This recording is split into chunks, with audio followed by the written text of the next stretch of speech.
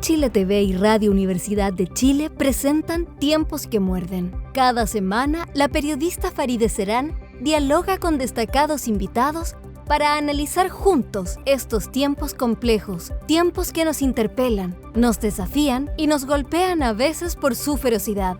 Aquí empieza Tiempos que Muerden con Farideh Serán.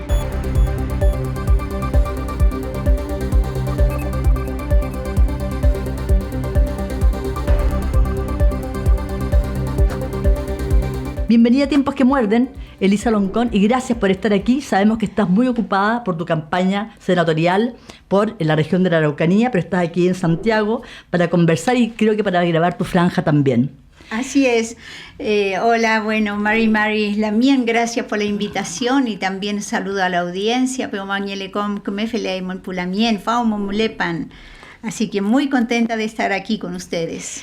Elisa me preguntaba qué hace que una mujer, una intelectual académica como Elisa Loncón, que presidió la Convención Constitucional, más adelante vamos a hablar, porque estamos justo en la semana en que se conmemoran fechas, ¿no?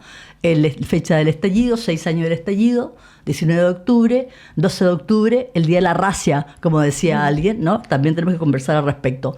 Pero ¿qué hace que una mujer como tú, que estaba en ese mundo cultural, intelectual, produciendo desde la academia, decida ir a la arena política? Dar este paso hacia el Senado, en un momento que además la política estaba, yo diría que bastante en entredicho, cuestionada, y que los partidos ni qué hablar. Yo creo que también es un acto de rebeldía, porque yo soy de la 9ª región y hemos pasado tanto tiempo siendo gobernados por una mayoría de derecha, que son los que tienen la mayoría de los votos en la región, y la pobreza cada vez va en aumento. O sea, es una de las regiones más pobres y es la región más sacrificada en cuanto a su espacio geográfico, la biodiversidad, por todo lo que implica la política de los monocultivos y explotación de los suelos por los bosques de pino y eucalipto. Pero además es una región que se le suele llamar donde está el terrorismo. Entonces hay un poco valor de quienes forman parte de la región, y yo creo que la pobreza está muy marcada por la discriminación, la exclusión, pero al mismo tiempo por la no valoración de quiénes son los sujetos que ahí han vivido históricamente. Entonces, como yo soy de la región, me he dado el camino, el recorrido, y yo creo que es tiempo donde yo sí vuelvo y puedo contribuir sustantivamente a partir de mi práctica como profesora, mi experiencia de conocimiento de otros pueblos. Entonces quiero entregar lo mejor que yo tengo para ver de qué manera aportar a la región a resolver esos problemas de discriminación racial, de pobreza, de exclusión, de violencias. Ahora, tú viviste, y un poco lo señalaba yo en la introducción, viviste en carne propia el tema de la discriminación y toda, yo diría, una verdadera persecución, ¿no?, de determinados sectores del país en contra tuya.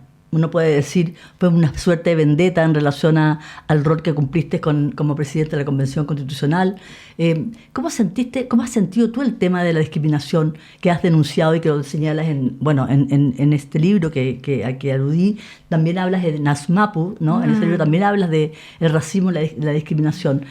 ¿Cómo lo has sentido tú personalmente? ¿Cómo sientes tú que hoy día tu figura se proyecta hacia los sectores donde tú quieres llegar?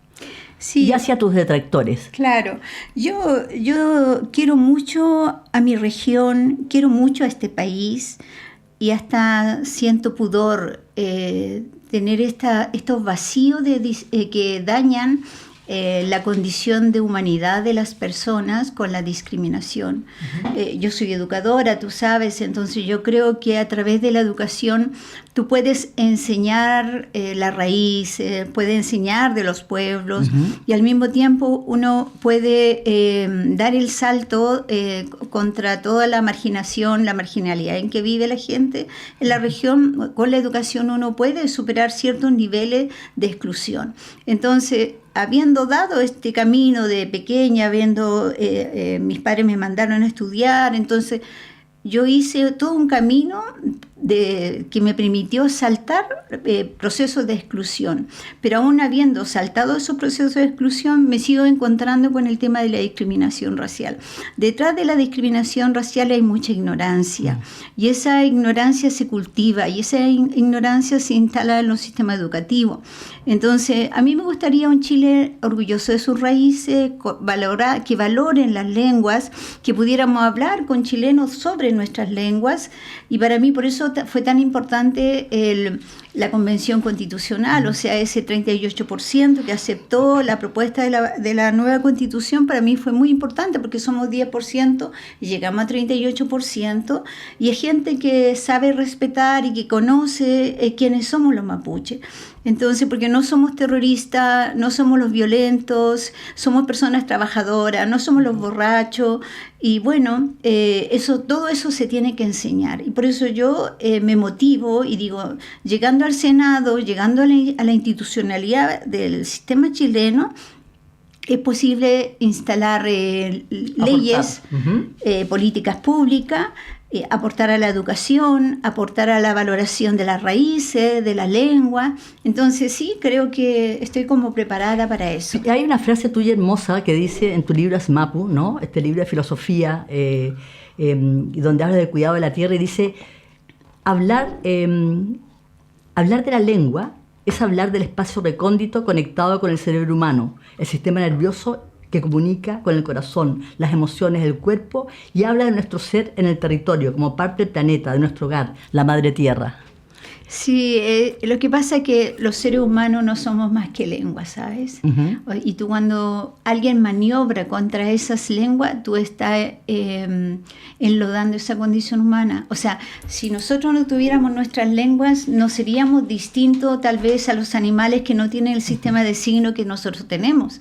Sin embargo, como somos personas de lenguaje, esos lenguajes nos permiten estar, describir, ver el mundo, crear mundo inexistente con nuestras lenguas. Entonces, es tan poderoso que tengamos lenguas, y es tan poderoso que existan diversidades de lenguas, porque a través de esas diversidades podemos superar muchos temas respecto al conocimiento, porque son pueblos que tienen otras trayectorias históricas, otra experiencia con la tierra y muchos saberes incorporado en esos esquemas. Entonces, yo creo que, bueno, es un lujo el lenguaje, pero también debiera ser lo más valioso como para proyectar en las políticas educativas. No nos sirve ser monolingüe, necesitamos el plurilingüismo, necesitamos saber valorar al otro cuando habla un idioma distinto, y saber de que no sentirnos amenazados, porque eso se instaló mucho en Chile. O sea, una de las cosas, cómo se prohibió el mapudungún, era que tú estás hablando mal de mí, yo no quiero que tú hables esa lengua, te fija una desconfianza. Pero en países multilingües, cada uno habla su lengua, por supuesto, y se puede compartir. Claro, y la pluralidad es parte además de la esencia y de esa democracia. Pero hay un tema, estamos hablando de esto, de la importancia de la lengua, de la pluralidad, ¿no? De la diversidad. Sin embargo, ese Chile que se asomó con la Convención Constitucional hace 6 años, 5 años, bueno, son 6 años del estallido, sí, pero son 5 años más o menos, hoy día no está. Porque el tema, por ejemplo, de los derechos de las reivindicaciones de los pueblos originarios no están sobre la mesa. Porque hoy día, por ejemplo, desaparece alguien como Julio Chuñil, hay un audio donde no se clarifica muy bien qué pasa, qué se está investigando, y no ocurre nada. Hay una suerte de invisibilización de las demandas del pueblo mapuche, de lo que originalmente se planteó con mucha fuerza, con muchas banderas durante las marchas y las manifestaciones durante el estallido, y que hoy día sencillamente no está. Está sumergido, está bajo la mesa. ¿Qué ocurre con eso? ¿Qué ocurre con Julia Chuñil en este contexto? Bueno, por Julia Chuñil es doloroso saber de que ya es casi un año, no sabemos de ella, y es todavía más, es terrible que se diga de que fue quemada, de no tener datos de dónde se encuentra y en qué estados se encuentran esos restos, si es que están en alguna parte. Es una vergüenza para la democracia y también para la política que se supone que se ha ido focalizando en entregar mayor seguridad a la población.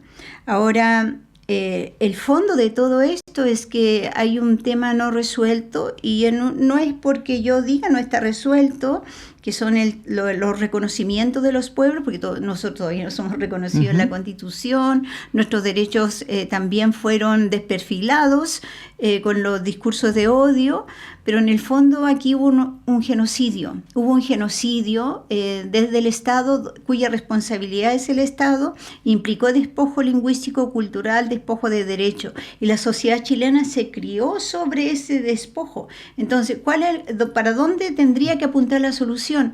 El Estado debe reconocer que hubo genocidio, que hay un vacío ahí, y no porque yo lo digo, sino porque, bueno, están los premios nacionales, mira, está Pinto, está Salazar, está Bengoa, todos han dicho, mira, aquí hubo genocidio. Entonces, ¿qué cuesta si en función de la investigación y el conocimiento se sabe lo que ocurrió? Eso es por un lado, y eso implicó despojo de derecho. Y ahora este no reconocimiento va muy de la mano con todo el racismo. Y bueno, Julia Chuñil es una mujer indígena, y lamentablemente en situaciones de retroceso de los derechos, las mujeres somos la que más nos cae con más fuerza por el tema de la interseccionalidad, la discriminación, por nuestra condición de mujer, por condición de indígena, por condición también de sectores marginados. Entonces, ¿qué es lo que ocurre en el fondo? Es un sistema estructural de racismo basado en el no reconocimiento de los derechos de los pueblos indígenas, porque Julia Chuñil estaba en su espacio reivindicando un territorio, y los territorios son tierras indígenas del cual no se ha dado solución. Todavía falta para esa solución, y una parte de la solución es reconocer el tema del genocidio. Es muy complejo porque estamos hablando además de una figura que desaparece, ¿no? Una figura bastante reconocida y que de pronto desaparece, y donde hay seria sospecha de que ocurrió algo terrible, ¿no? ¿A qué aspiras tú frente al tema de Julia Chuñil? Justicia y reparación a esas familias y al pueblo mapuche. Justicia porque está reconocido que nosotros tenemos derecho a nuestras tierras y a nuestros territorios. Eso ya está instalado en la ley chilena y en las leyes internacionales, el Convenio 169 de la OIT, la Declaración de los Pueblos Indígenas. Entonces, no es que ella estaba vulnerando la situación, sino ella estaba en un espacio de reivindicación territorial para su comunidad. Entonces, y de paso, buscar una solución profunda al problema de la tierra, porque no se ha abordado con la profundidad que ello implica. Bueno, a propósito de eso, tú en alguna declaración has señalado, has reiterado que no estás de acuerdo con la consulta indígena, a propósito de esta comisión, ¿no?, que llamó al presidente de Paz y Entendimiento, que llamó al presidente Boris, donde estaba Francisco Huenchumilla, el senador Huenchumilla, y estaba también el Alfredo Moreno, como encabezando esta comisión.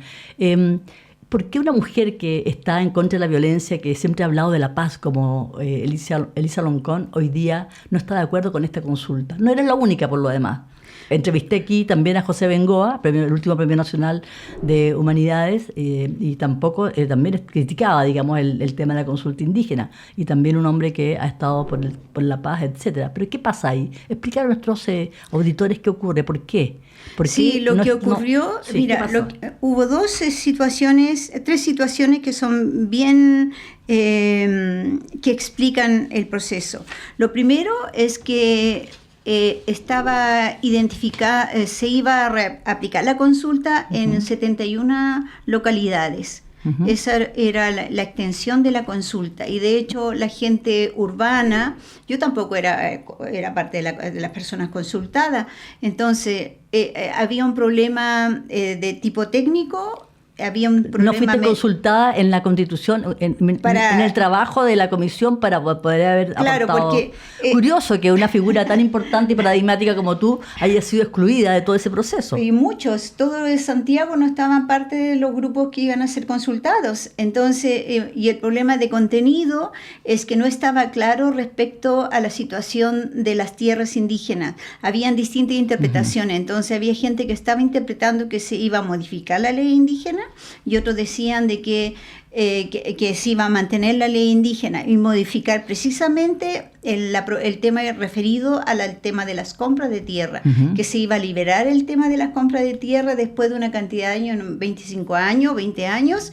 Entonces, ahí, como no se estaba este discurso de contenido no estaba protegiendo la reivindicación histórica del pueblo mapuche, la gente empezó a rechazar. Entonces las personas que fueron consultadas empezaron a rechazar por las razones metodológicas y por razones de contenido. Y cuando yo estaba en la región vi que todo el rechazo y empezó, y yo creo y sugerí que era necesario detener el proceso de consulta porque tenía estas dos fallas que eran estructurales. Un tema metodológico, que no, habiendo un tema tan importante como las tierras, se estaba consultando un grupo pequeño, y por otro lado, en temas de contenido no se garantizaba, no estaba claro si se mantenía la protección de las tierras indígenas. Y esa fue la razón. ¿Y qué sugeriría entonces Elisa Loncón frente a eso?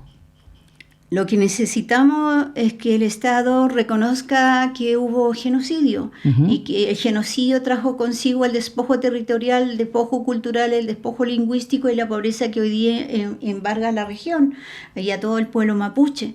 Y eso es un proceso histórico que, como te digo, ya están todos los antecedentes sobre la mesa, y es un esfuerzo político que se debe hacer, porque al reconocer que hubo despojo tiene que haber reparación. Nosotros no estamos reivindicando, mira, las ciudades se construyeron sobre las tierras indígenas, no se reivindica nunca que la gente no indígena se vaya de allá, sino simplemente el reconocimiento y ver de qué manera se repara el tema del despojo territorial. Perfecto. Gracias, Elisa. Vamos a una breve pausa aquí en Tiempos que Muerden. Soy Farideh Serán, estoy conversando con Elisa Loncón en esta nueva edición de este nuevo programa de Radio Universidad de Chile. Vamos a una pausa y regresamos. Elisa, estabas contando las causas, las razones por las cuales tú no estás de acuerdo, no solamente con la consulta indígena que se anuncia, sino además con todo lo que significó esta mesa, este proceso, esta comisión de paz y entendimiento, donde en rigor, por lo que señalas tú, aquí no fueron invitados a la mesa los incumbentes. Sí, no todos los incumbentes, por ejemplo, tú no, y mucha gente señala que no. Claro, pero sobre todo porque es una política indígena, que se arma en Santiago y después se lleva a que la gente participe. ¿Qué buscamos? Nosotros somos sujetos de derecho, tenemos todo el derecho de participar en las definiciones de las políticas.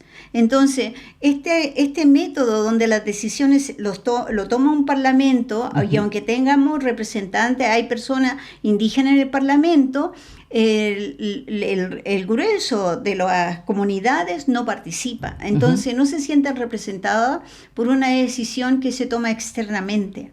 La gente quiere participar y ser parte del diseño de las soluciones de los problemas que les afecta. Y eso implicaría también gastar menos recursos, porque ¿cuánto dinero se gastó? Más de un año se estuvo trabajando en la Comisión de Paz y Entendimiento. Es como lo mismo que pasa con las políticas que mantiene el estado de excepción. Los parlamentarios toman la decisión en Santiago, y la gente allá ve mimada todas sus posibilidades de búsqueda de soluciones en lo cotidiano. La gente necesita trabajo. Tú has señalado al respecto también de que en la Araucanía no hay terrorismo. Por supuesto, yo asumo que no hay terrorismo, porque el tema del terrorismo tiene una definición jurídica, y se demuestra cuando la persona que actúa en actos de terrorismo puede demostrar la intención que tuvo para dañar ya sea la institución o a quien se lo proponga. Y esto es muy difícil. Entonces, han existido 2 casos se ha invocado la ley antiterrorista como en 35 casos. Finalmente han quedado 2 casos tipificados dentro de la cuestión del terrorismo. Y uno de esos fue el caso Pichún, que finalmente llegó a la Corte Interamericana de Derechos Humanos, y allá la Corte falla a favor de Pichuni y le pide al Estado que no puede continuar con esa porque ahí hubo no se respetó el debido proceso y no era una cuestión de terrorismo. Se le acusó por incendio terrorista y eso no fue demostrado. Entonces, lo segundo, ¿y el otro caso cuál era? De un infiltrado de policía que se subió a un bus y trató de atentar contra el bus. Y también eso en los tribunales se demostró que era un infiltrado. Entonces, mira, ¿qué es lo que hay en la novena región? Son el crimen organizado que tiene por objeto el lucro. O sea, hay empresas que no son los mapuches, empresarios que están lucrando con el crimen organizado y donde en el nivel más bajo incluyen a las personas, a la gente, los jóvenes, para el robo de madera, hay crimen organizado para la droga, entonces, pero la gente, quienes cobran son empresas. Entonces, lo que nosotros planteamos y lo que yo he planteado es que se investigue el crimen organizado, se investigue la ruta del dinero y se libere el secreto bancario. ¿Y para eso, a tu juicio, no se requiere el estado de excepción? Como sea... Que funcione el sistema jurídico judicial, los tribunales, que hagan su tarea, porque eso sí te permite identificar dónde está el crimen organizado y que se vayan presos los que están liderando toda esa línea de acción violenta, ¿no? Perfecto. Ahora, todo esto se requiere la mirada tuya en torno a esta comisión de paz y entendimiento, el cuestionamiento, la crítica a la consulta, esta mirada en torno a lo que significa las políticas punitivas en la Araucanía. Todo esto también tiene que ver, avanzar en esto tiene que ver con una mirada y con un clima. Pero esa mirada y ese clima en torno a los derechos de los pueblos originarios hoy día no está presente en la sociedad chilena. Te lo planteaba en el bloque anterior y vuelvo a ello. ¿Qué crees tú que ocurrió? ¿Por qué cuando se estaba en un momento muy, yo diría, de bastante ebullición en torno a lo que significaban los derechos de los pueblos originarios, los derechos del pueblo mapuche, donde la gente salió a manifestar a propósito del 19 de octubre a las calles, ¿no? Justamente reivindicando y con las banderas del pueblo mapuche? Hoy día eso no está. Hoy día no aparece, hoy día no está en el orden de la conversación, no está sobre la mesa. ¿Qué pasó ahí? ¿Qué ocurrió ahí? ¿La gente se olvidó? Porque los problemas no se resolvieron. O es un tema... ¿Cuál es tu análisis como académico, como intelectual, frente a lo que está pasando con la sociedad chilena frente a ciertos temas? Uno es el tema del pueblo mapuche.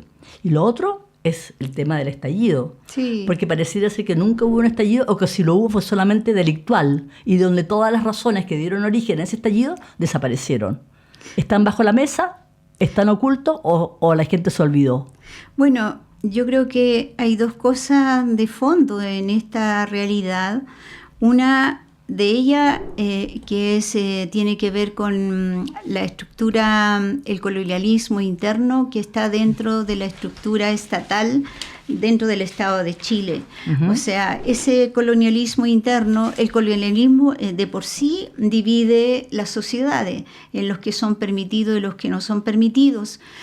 Hay análisis. Frank Fanon dice, mira, hay una línea divisoria en la sociedad que pone al colonizador sobre y al colonizado debajo. El colonizado no tiene acceso a los derechos, el colonizado no tiene acceso a las leyes, el colonizado no puede hablar su lengua, y el colonizador sí puede y determina leyes, determina sistema económico, y eso sigue operando en Chile. Entonces, el movimiento, lo que ocurrió con el proceso del estallido social fueron movimientos sociales que dijeron basta por el problema estructural que tiene la política chilena, donde no se sentían representados por la clase política, porque los problemas no se estaban solucionando, y este conglomerado social, la sociedad civil organizada fue la que llegó al estallido y se movilizó de diferentes lugares. Y esa sociedad civil organizada se le tapó la boca con la forma como fue operando la élite política. Y la forma como operó la élite política fue usando todo el sistema comunicacional, instalando desinformación, instalando las fake news, instalando las mentiras. Entonces, la manipulación del lenguaje llevó a que nadie reconociera que hubo estallido social, sino que se crearon conceptos. Octubrismo es el concepto para vaciar de todo, vaciar de contenido social a lo que ocurrió. Y eso se fue instalando a través de los mismos que manejan los medios y a través de la élite política. Pero no significa que el movimiento social no exista. El movimiento social existe, está, los problemas están. El tema fue quién tomó el control del lenguaje político en ese momento, y fue toda la institucionalidad del Estado que operó para que esto se detuviera. Ahora, ¿quién construyó la narrativa? En definitiva, hay una narrativa que se construye en torno a esto. Tú lo has criticado y has hablado, además. Recuerdo un ensayo que pedimos para un libro sobre justamente luego que se perdió la convención, ¿no? Donde tú reflexionas en torno a este tema. Hay una narrativa que se impone, están las fake news, pero también hubo situaciones complejas. Tú fuiste bastante crítica en relación a lo que pasó con la lista del pueblo, lo que pasó con Rojas Bade y su mentira, ¿no? Ahí hubo también errores que se cometieron, pero evidentemente aquí hubo una narrativa mayor que se impuso y que escondió los temas de fondo. Ahora, para que eso ocurra tiene que haber una sociedad dispuesta a eso, a no hablar del tema. ¿Qué pasó con la sociedad chilena hoy día? ¿Cómo la ves? ¿Cómo la percibes? Aquí hay un avance en la ultraderecha donde evidentemente los temas que estamos hablando hoy día en este programa no van a ser un tema de prioridad, al revés, va a ser un tema que se va a enfrentar con elementos punitivos, con represión. ¿Cómo ves lo que está ocurriendo con eso? Es un fenómeno que está afectando a toda la democracia en el mundo. Si uno va a Argentina, lo que ha pasado en Argentina con Milei es un camino muy poco sano para lo que son los derechos sociales. O sea, se maneja tanto el discurso que nosotros vamos a solucionar el problema, pero una vez que llegan al poder hay todo un retroceso de las conquistas logradas por la sociedad en torno a sus derechos, y eso también puede ocurrir acá en Chile. Y se ha deshumanizado la sociedad con todo lo que vemos, lo que ocurre en Gaza. Todos los días estamos viendo la muerte de los niños y todo. Entonces, esa manipulación es un hecho concreto de la imposición de un modelo colonial sobre un pueblo. Esto también es colonialismo, Gaza, claro, lo que pasa en Gaza y Palestina. Entonces, es por eso que y está la división, o sea, te dividen en que lo que son permitido y lo no permitido. Y si tú tienes un discurso y te catalogan dentro del discurso, como pasó conmigo, el discurso de la violencia. Y yo creo que la clave del movimiento social es la unidad de los conglomerados, es la unidad, la posibilidad de que ese pueblo se vuelva a unir, y son los desafíos que tenemos hoy día instalados en la política chilena para ganar una presidencia y ganar un parlamento que permita continuar avanzando. Y esa base es la unidad de todos los sectores sociales y políticos que están defendiendo la humanidad, que están defendiendo los derechos de las personas, que están defendiendo la democracia, frente al otro sector que está manipulando el lenguaje y que tiene el control de los medios a nivel internacional, acá en Chile y en todas partes. Entonces, yo creo que el pueblo de Chile no debe olvidarse de esto, de que es posible avanzar cuando somos capaces de establecer acuerdos en unidad para continuar la mejora sustantiva y la defensa. Hoy día se trata de la defensa de la vida. Ahora tú estás recorriendo todo el sur a propósito de tu candidatura. De tu candidatura y conversas con la gente. ¿Cómo sientes el pulso de ese movimiento social de la gente? Porque se ve una fragmentación tremenda, se ve una atomización, no se ve eso que tú señalas, ¿no? Esa articulación, esa potencia, al revés, se ve como un movimiento social o una sociedad afásica y bastante fragmentada. Pero hay esperanza. Lo que es un caldo de cultivo muy espectacular para la emergencia de la ultraderecha y todas sus políticas.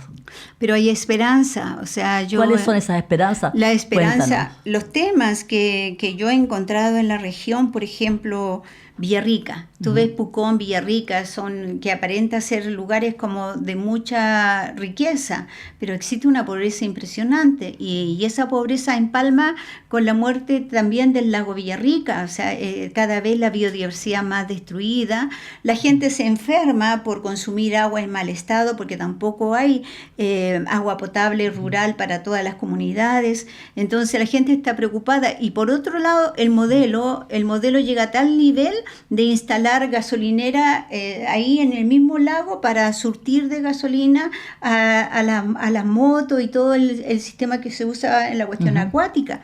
Entonces hay un problema ético que se está fallando a la vida de la naturaleza, a la vida de las personas, y quienes están llevando a cuesta todos estos dolores son la gente que vive en el sector. Por otro lado, me llamó también, fue muy bonito conversar con, por ejemplo, gente mapuche de Lumaco, y estábamos hablando sobre un nuevo Chile. Entonces dice, bueno, pero Lamien, ¿qué es el nuevo Chile? Y él dice, bueno, él mismo se responde y dice, como la Lamien habla español, mapudungún e inglés, así debieran ser todos nuestros niños, porque los niños de la Araucanía son creativos, capaces, inteligentes como todos los niños, lo que buscan oportunidades y lo que más se necesita es trabajo y más trabajo, y eso no tiene que ver con que tú eres evangélico, que tú eres de derecha o eres de izquierda. La gente no tiene trabajo y quien vaya a solucionar los problemas tiene que buscar la manera de cómo generar trabajo para que la gente continúe su vida, su proceso y el crecimiento de la región. Ese es el nuevo Chile que se aspira. Tú hablas del nuevo Chile, sí, y la gente te escucha y cree que efectivamente es posible. La gente tiene esperanza. Tiene esperanza porque hay cosas lógicas. Mira, hay cosas lógicas. O sea, tenemos una larga trayectoria de las empresas forestales que han usado todos los recursos de la naturaleza y han secado las napas subterráneas y todo, y no han dejado un 20 para la región, para la comunidad. Destruyen los caminos. Año a año la riqueza de la región sale y a veces a lo mucho llega acá a la zona más alta de Santiago por los impuestos, pero allá no queda. Entonces, una de las cosas que hemos conversado es poder instalar un sistema donde las empresas puedan ingresar un apoyo para crear un fondo regional de desarrollo para la región, y eso estamos conversando, y la gente dice que es posible, y yo creo que los empresarios son necesarios y uno puede entrar a conversar con los empresarios y colocar un estándar vinculado para atender las desigualdades que está afectando a la región.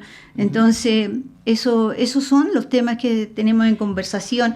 El tema de la violencia, porque existe la violencia allá, pero dentro de esa violencia, mira, quienes más afecta a la violencia también son los jóvenes. También hay grandes problemas de salud mental. También la gente dice, mira, aquí los hospitales no están entregando los especialistas para atender los problemas de salud, porque se están cerrando los hospitales. Fíjate que en Lumaco, para que nazca una guagua en Lumaco, tiene que ir 80 kilómetros a Temuco, al hospital de Temuco, para recién poder tener su guagua en el hospital. Y por la pobreza la mujer va sola. O sea, esta posibilidad de recibir la guagua al padre y la madre, eso no se cuenta. Hace poco se cerró el correo de Trayén. Se cerró el correo de Trayén. Tú eres de Trayén. Yo soy de Trayén. Y se cerró. Y se cerró y la gente era usuaria del correo. No todo Internet no llega a todas partes. Entonces hay mucha pobreza y cada vez la pobreza va aumentando porque no se generan los servicios, porque no hay trabajo y porque hay una gran necesidad de resolver estos problemas. Elisa, estamos conversando aquí en Tiempos que Muerden con Elisa Loncón a propósito, bueno, de muchos temas, ¿no? A propósito de esta comisión que se formó y de esta consulta que se fue anunciada a propósito de la desaparición de Julia Chuñil, ¿no? Que realmente es algo que ha conmocionado a la opinión pública, es algo bastante complejo. A propósito de este nuevo aniversario del estallido y a propósito de la figura que ella tuvo y la importancia y la potencia al encabezar esta convención constitucional que fue bastante increíble. Cuando tú recuerdas ese momento, cuando tú ves ese instante que fue histórico de tu discurso en el día de la instalación de la convención, cuando ves esos debates que se hicieron, ¿cómo lo sientes? ¿Cómo lo percibes? ¿Cómo lo miras? ¿Cómo lo observas hoy día a la luz de tu memoria, a la luz de nuestras memorias? Sabes que la otra vez conversaba con otra compañera mexicana y me decía, mira, lo que pasa es que por un lado el Estado se siente tan frágil como el machismo se siente frágil, y el hecho que tú hablaras mapudungún, todos esos machos y ese Estado se sintió amenazado, cuando en realidad, ¿qué puede dañar una lengua? Y una lengua tan minorizada. O sea, tuve la oportunidad de dirigirme al pueblo de Chile en una lengua que no todos la usan, pero que generó una épica bella, porque yo recibí a niños después que me mandaron cartas y me dijeron, oh, qué bonito, nosotros nunca habíamos escuchado ese mapudungún. O sea, Chile no tiene no tiene incluido en el sistema comunicacional las lenguas indígenas. Y cuánta riqueza hay en eso, cuántas cosas que le hemos negado a las generaciones, y es riqueza nuestra, son nuestras raíces. Entonces fue la posibilidad de proyectar un sueño de muchos, de todo el tiempo, de la lucha de las regiones, de los pueblos, y también de ese Chile que con el cual estamos hermanados, porque no es que yo no sea chilena, no es que yo desconozca el español, o sea, el mapudungún es mi lengua, el español también es mi lengua, y a veces también me sirvo del inglés. Entonces eso es posible. Y yo creo que el sistema educativo debería empujarse hacia allá, y esa es la épica que instalamos nosotros con ese día en que empezamos, cuando creamos la Convención Constitucional. Yo creo que esa épica está en muchas familias, y a su manera, cada uno lo ha hecho a su manera, y está presente. Creo que eso hay que darle. Hay un legado para el pueblo mapuche. Hay un legado para el pueblo de Chile. Para el pueblo de Chile. Y sobre todo porque, mira... ¿Cuál es el legado para el pueblo de Chile? El legado más grande para el pueblo de Chile es defender juntos, unidos, como pueblos, la humanidad, todas las vidas, la vida nuestra, la vida de las regiones, la vida de las mujeres, de los jóvenes, pero también la vida de la naturaleza, la vida de los ríos, la vida de los lagos, el aire.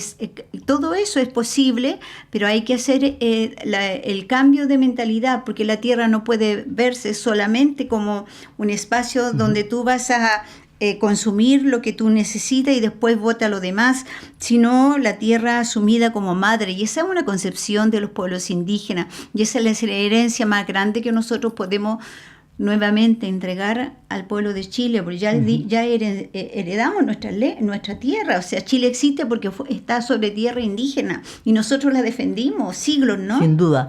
Elisa, muy importante lo que estás diciendo, y estamos casi terminando el programa, y no puedo no recordar un poema hermoso de un poeta palestino que tú lo tradujiste al mapudungún y al inglés. ¿Cómo has visto todo lo que ha ocurrido con el genocidio en Gaza, con el tema del pueblo palestino? ¿Cuál ha sido tu mirada a propósito de las luchas coloniales, ¿no? Del colonialismo y de las lógicas del colonialismo? Necesitamos unidad como pueblos más allá de nuestras fronteras. Dentro de esta unidad, la defensa de la vida, la solidaridad con Palestina tiene que ser congruente en términos de que si los pueblos solidarizan con Palestina, no pueden seguir reproduciendo el colonialismo. Y eso pasa por un cambio de mentalidad. O sea, porque las soluciones que se han instalado a nivel del pensamiento eurocéntrico no son soluciones para continuar la vida con toda la diversidad que nosotros somos. Entonces, Palestina es el caso evidente de cómo después, mira, estuvo la Primera Guerra Mundial, la Segunda Guerra Mundial, y en esto nuevamente estamos siendo afectados por los mismos fenómenos que generaron la Segunda, la Primera Guerra. Entonces, ahí es como que si no hubiéramos aprendido nada. Es como si no hubiéramos aprendido nada. Pareciera que todo es como si no hubiéramos aprendido nada. Estamos llegando al final de nuestro programa, Tiempos que Muerden. Quiero agradecer a Elisa Loncón, que que viene llegando a Santiago recién, luego de estar ahí trabajando en los territorios, recorriendo los territorios, conversando con la gente a propósito de su campaña al Senado. Te deseo suerte, te deseamos suerte en nuestras auditorias y auditores. Elisa Loncón, gracias por estar aquí en Tiempos que Muerden, en el programa de Radio Universidad de Chile, la radio que piensa.